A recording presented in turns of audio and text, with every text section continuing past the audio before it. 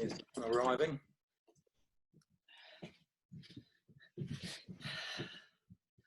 Good morning. Morning, Dawn.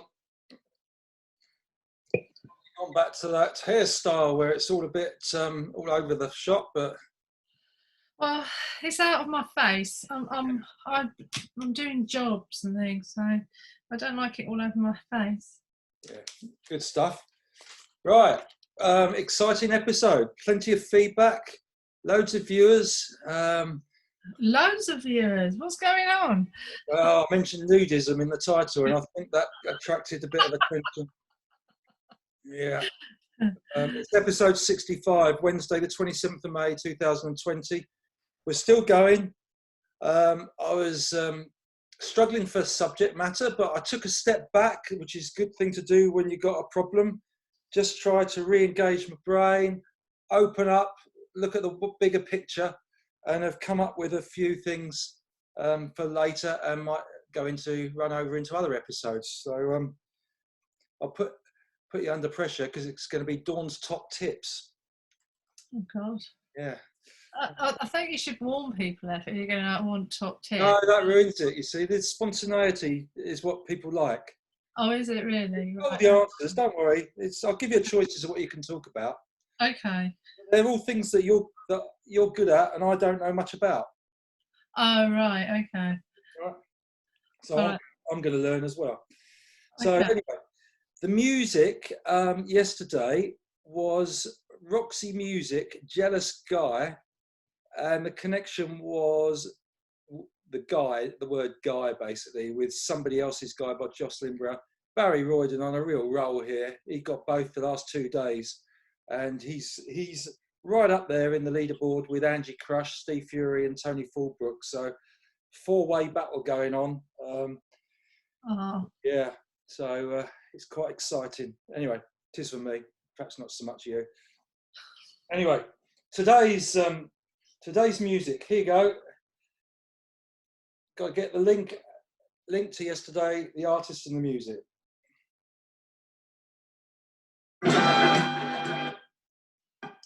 Oh, hang on. Oh my God. Is that too much? No, because all I could hear it from your room, but all I could hear on the recording is just sort of like broken up. So I think you might have got away with that one. Right, okay. I'll always check it before I do any editing. But yeah, okay. Okay. Now, photograph of the day. And this was, you thought I was just lying in bed another half hour after you, but I wasn't. It turned out to be research for this video cast. And What do you mean a half an hour? It was an hour.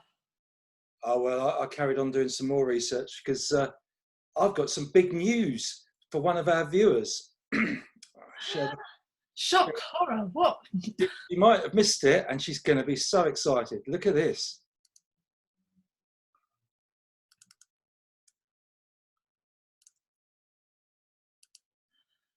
Oh, Lockdown with Barry Manilow. He's released a single called When the Good Times Come Again. He wrote it 30 years ago. Yeah.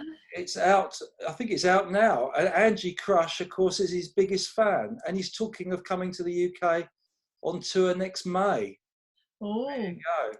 So I expect Angie knows all this, but I thought I'd share it with everybody else. Okay.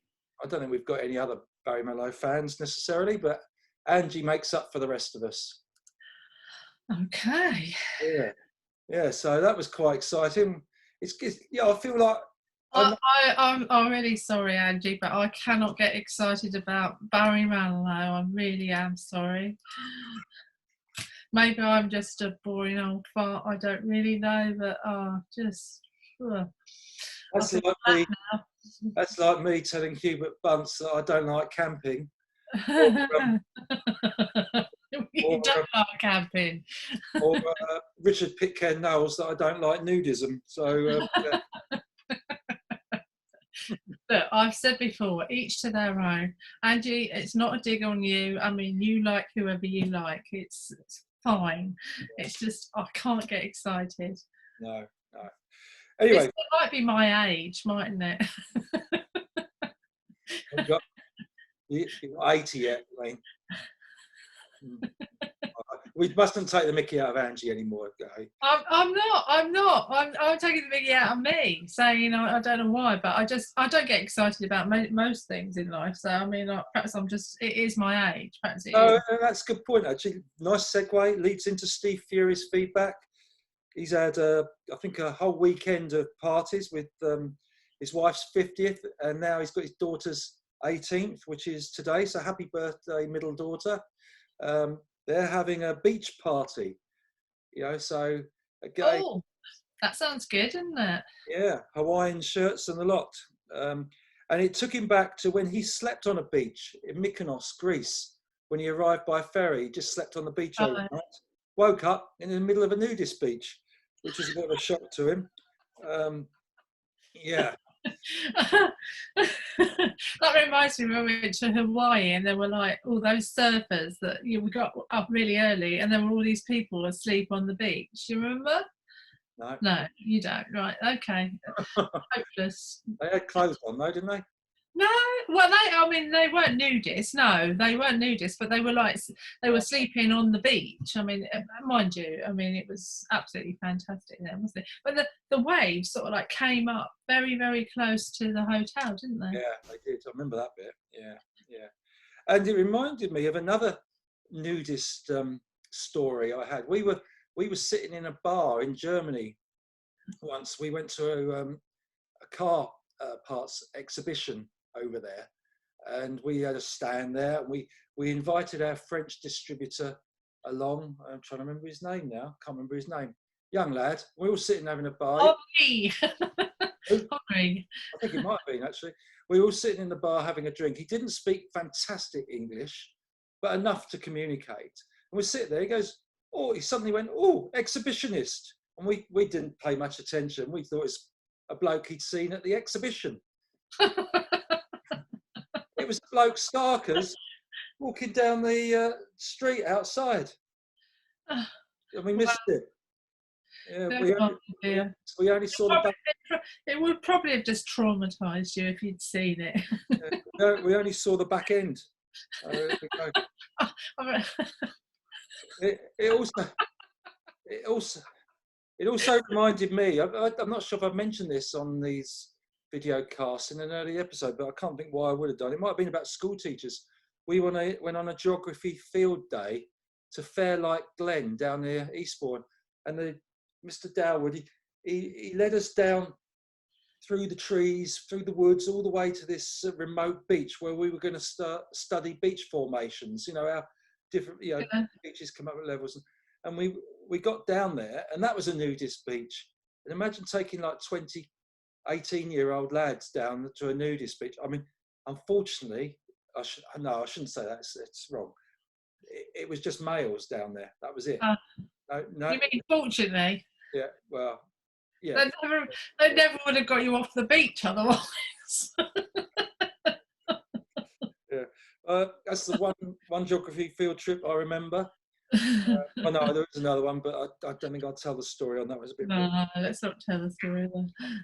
Now, isn't it nice when you got to know everybody, and some of these people know each other anyway, of course, that give us feedback. But what a lovely story yesterday when Angie Crush was at the Bakehouse in Tunbridge, and Grazia, another great fan of the show, walked by doing her race walk training. And then it transpired that Steve Fury, yet another viewer of the show, designed the interior of the bakehouse. Three little stories coming together there. Wasn't it lovely? I know. Sometimes it's an incredibly small world, and other times it's massive, isn't it? Let's be honest about it.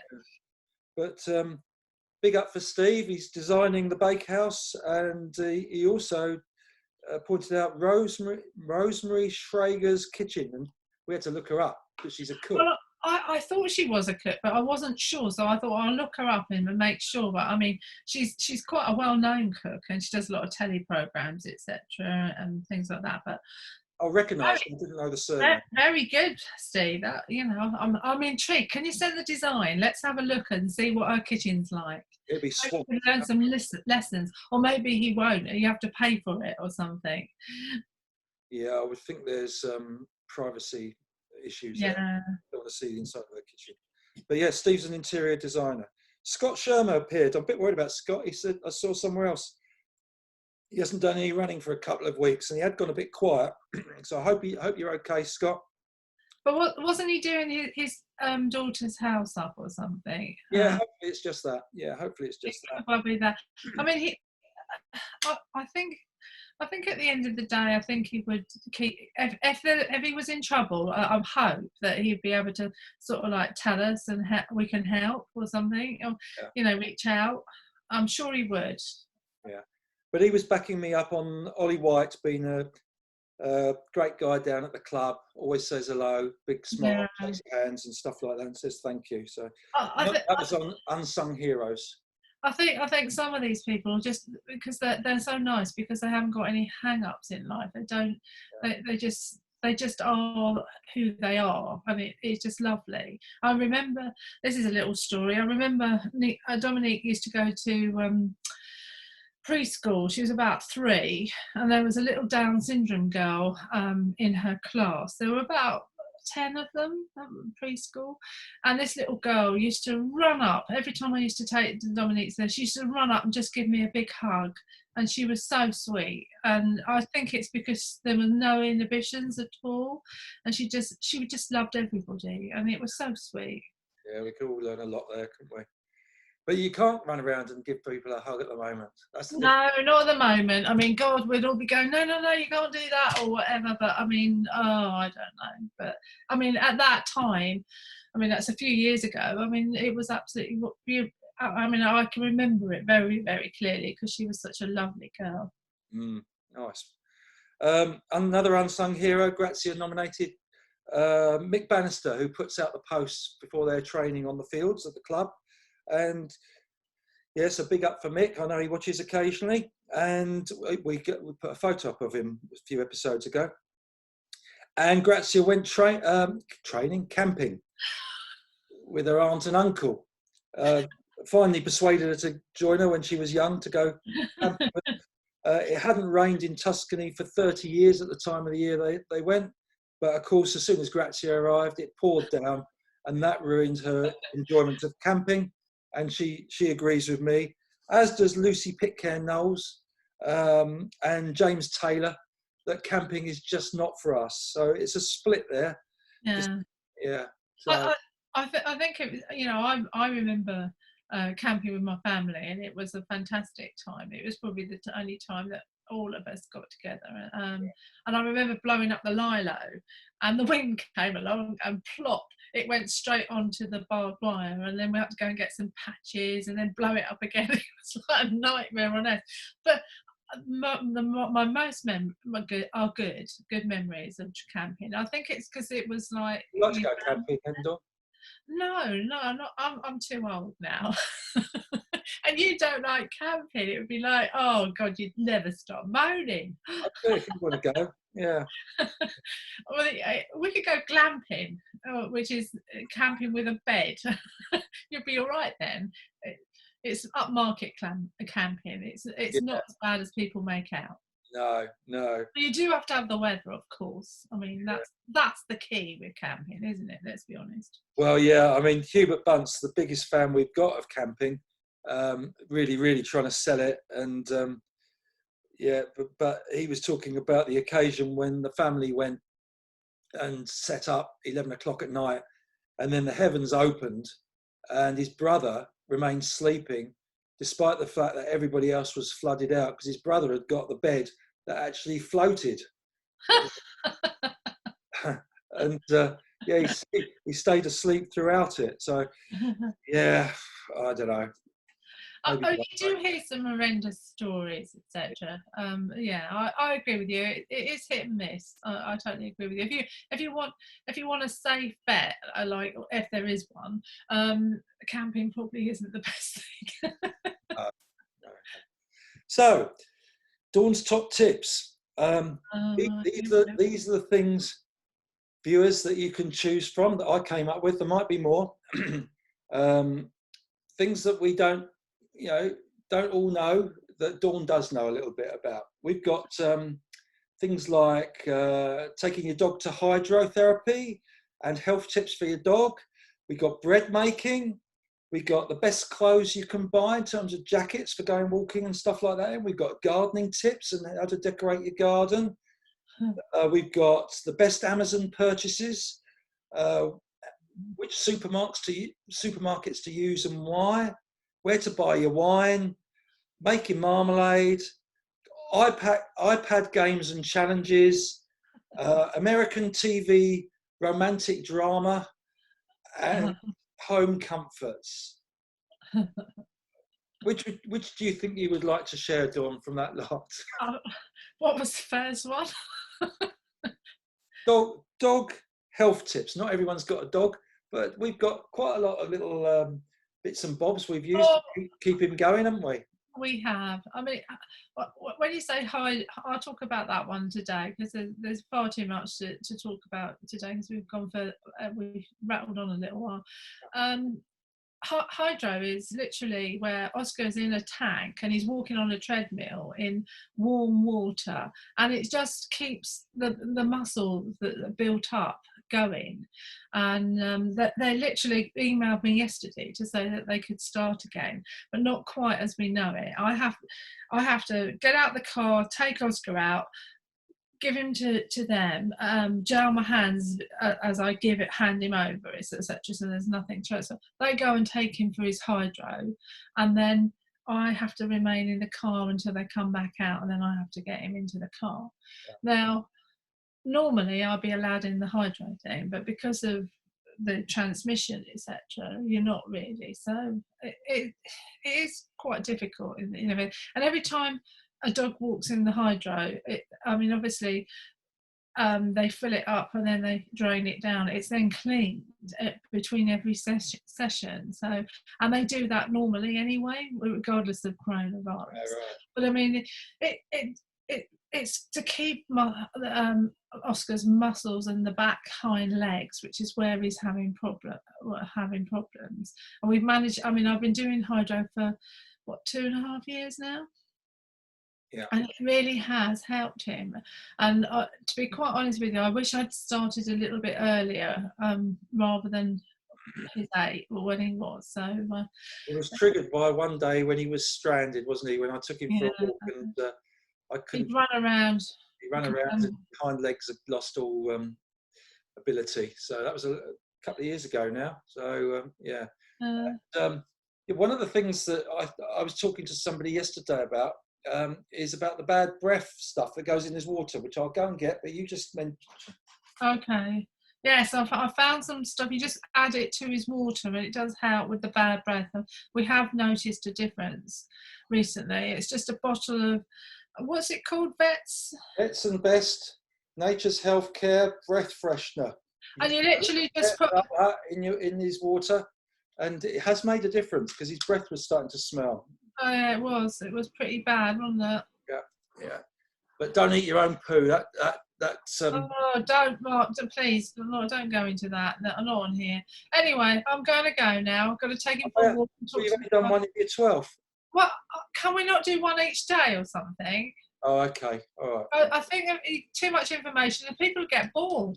Yeah. See you later. Bye. All right. Well, that's all you're getting from Dawn. So remember those titles. If you want any advice, or got any questions for Dawn, just send them in. Be happy to oblige. So hope you all have a good day. Cheerio.